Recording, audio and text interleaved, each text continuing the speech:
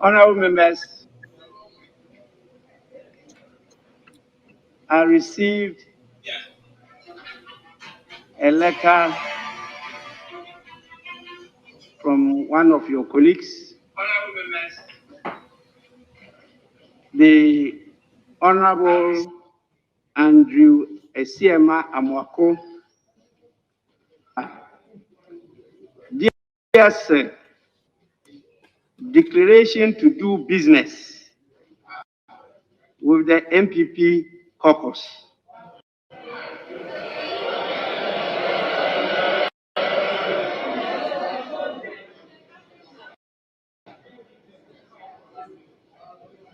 I, Andrew Esiema Amwako, an independent member of parliament for Formina constituency, and now the second deputy speaker for the A Parliament, do hereby declare that I shall, for purposes of transacting business in the House, associate with the MPP caucus in the same Parliament. For the avoidance of doubt, I do hereby affirm that I shall cooperate and collaborate with the MPP caucus in the 8th Parliament.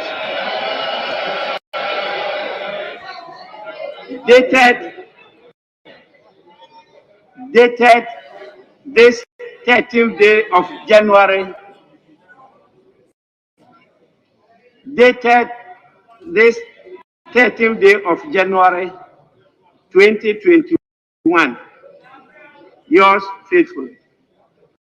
Signed, Honorable Andrew Esiema Amwako, MP for Mina constituency, and copy to the leader of the MPP caucus. Honorable members, with this official declaration to the House will accord him the space to do as he has stated.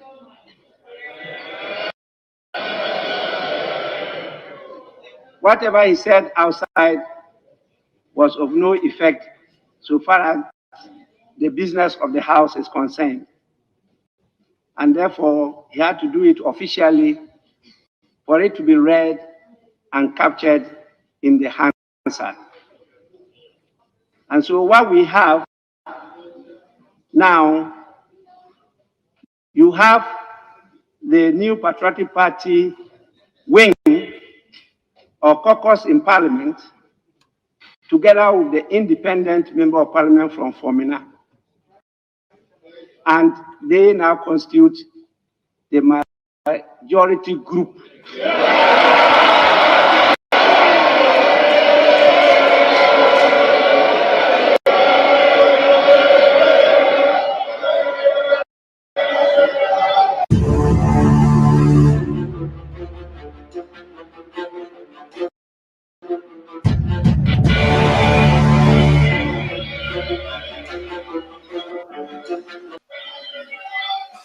All right. So you've heard. Okay. So you've heard the leader of parliament, His Excellency, Honorable Abangbabi, announced the MPP as the majority in parliament. What is your assessment of that? And I'm going to start with.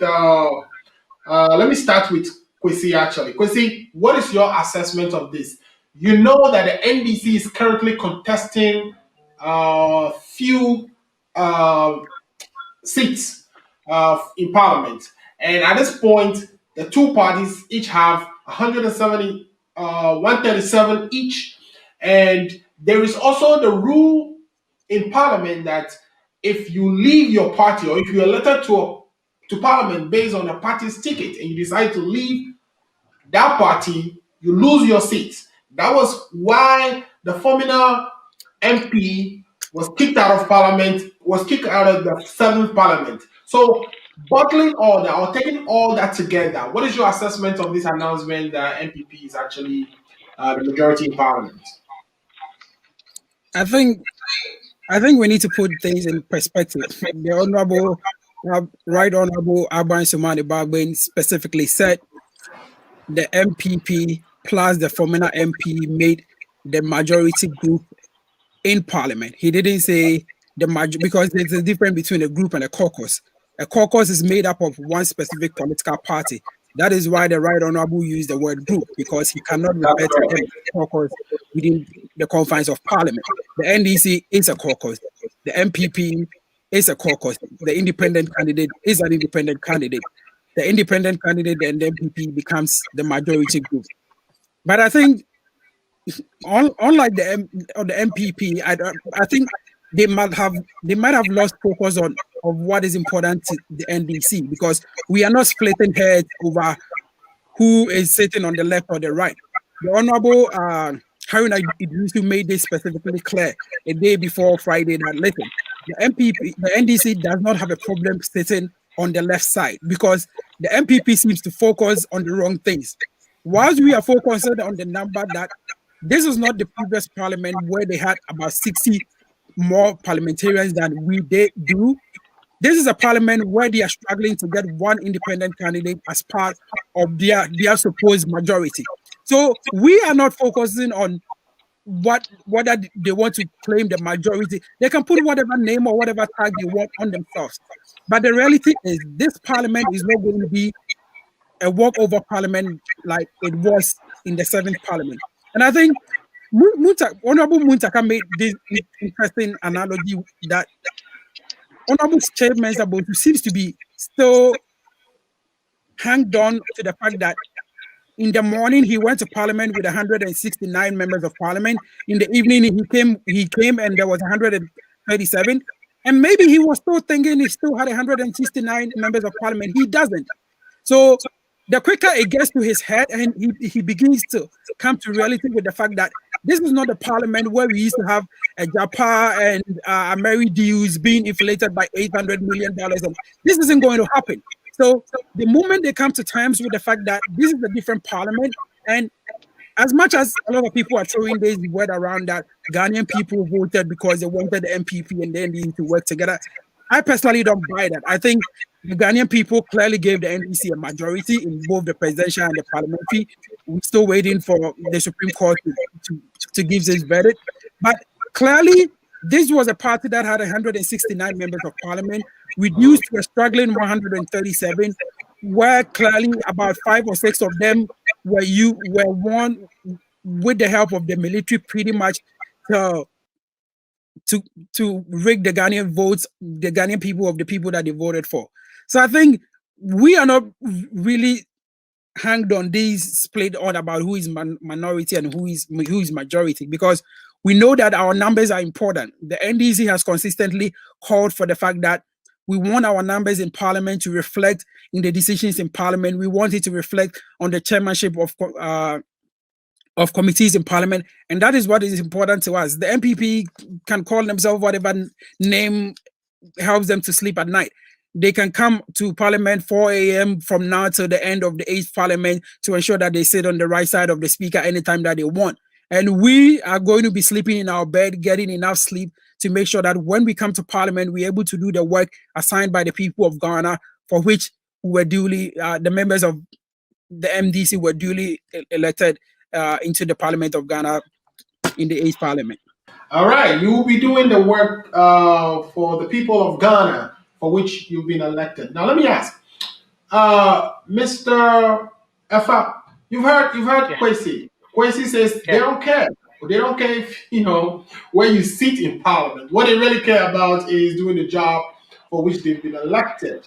What do you say to the fact that, your party has been declared as the majority group in parliament, as rephrased by Kwesi?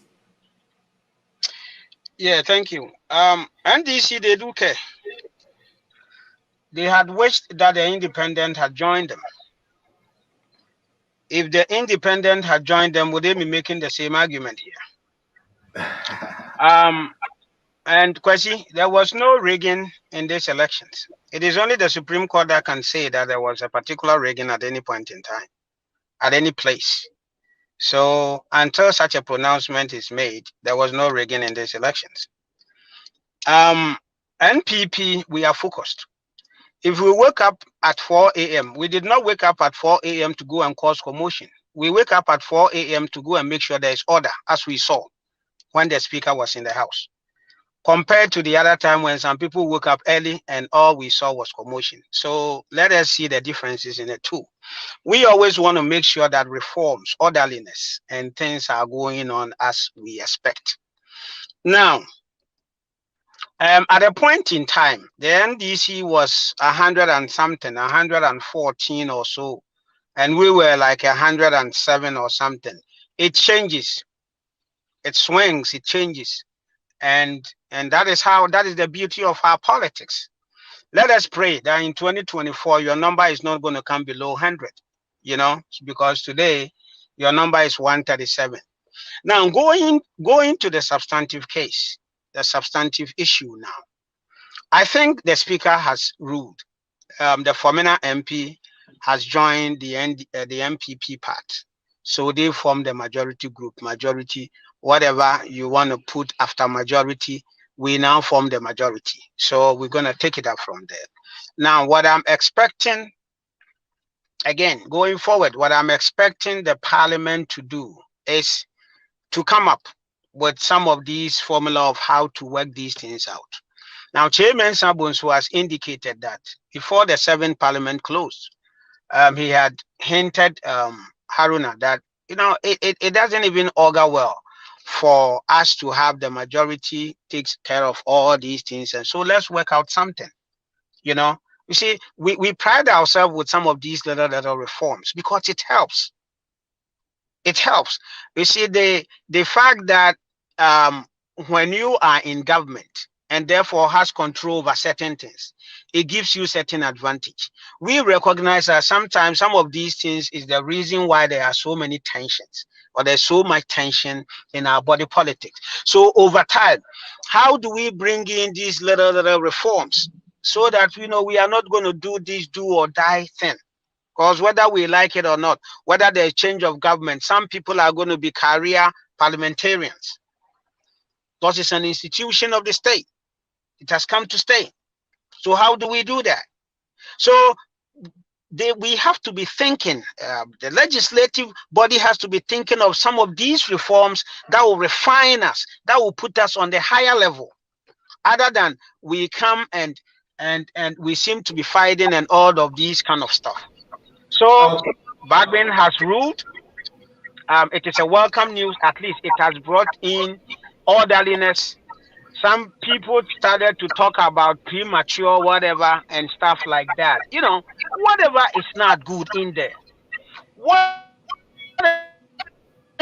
we need to work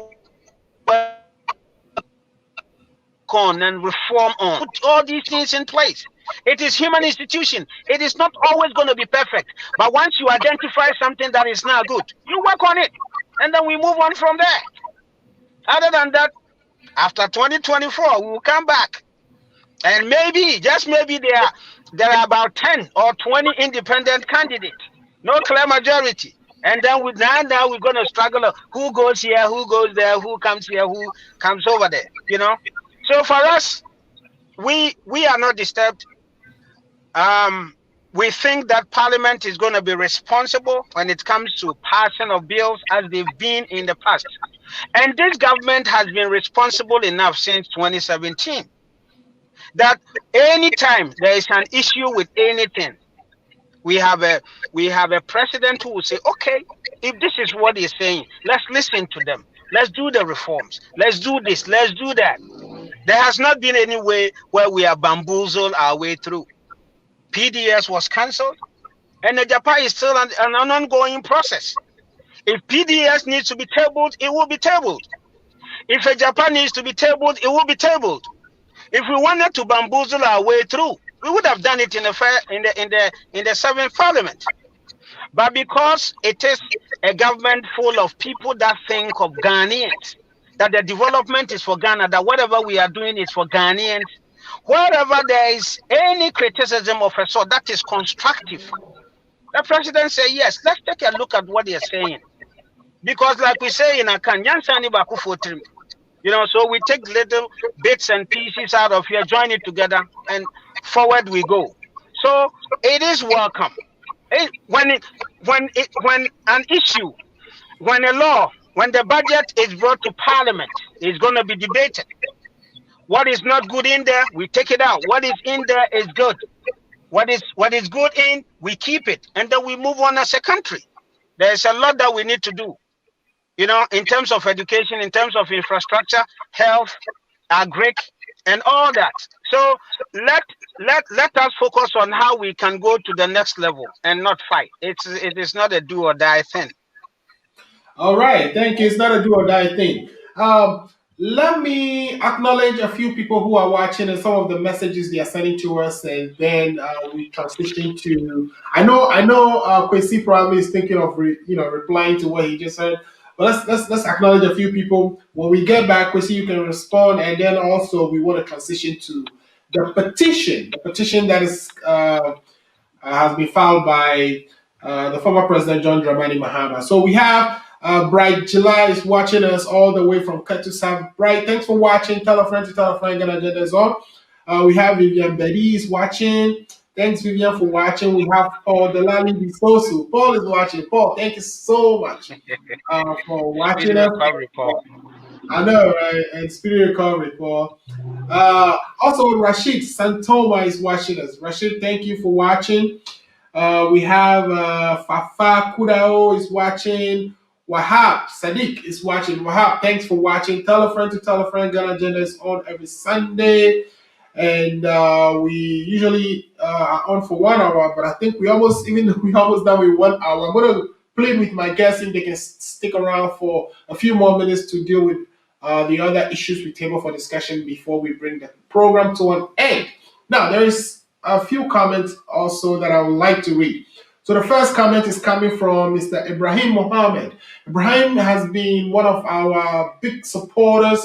He's always watching our show, and we are grateful for that, Ibrahim. Ibrahim says, watching live from Ghana. Keep up the good work. Thank you, Ibrahim. And tell a friend to tell a friend that the Ghana Agenda is on every Sunday between 5 p.m. to 6 p.m. Eastern Standard Time. If you're in Ghana, that is 10 p.m. to 11 p.m. The next message is coming from Paul D. Sosu again. Paul, thanks for your support. We are wishing you speedy recovery. You were supposed to be on the program, but we understand that there's something in the air that we pray that it doesn't overcome you, that you overcome it. Paul is saying hypocrisy at its highest level. The MPP's spokesperson. Okay, I think he's saying something to you, Mr. Afai. Mr. Afai, you would have the opportunity to respond to that.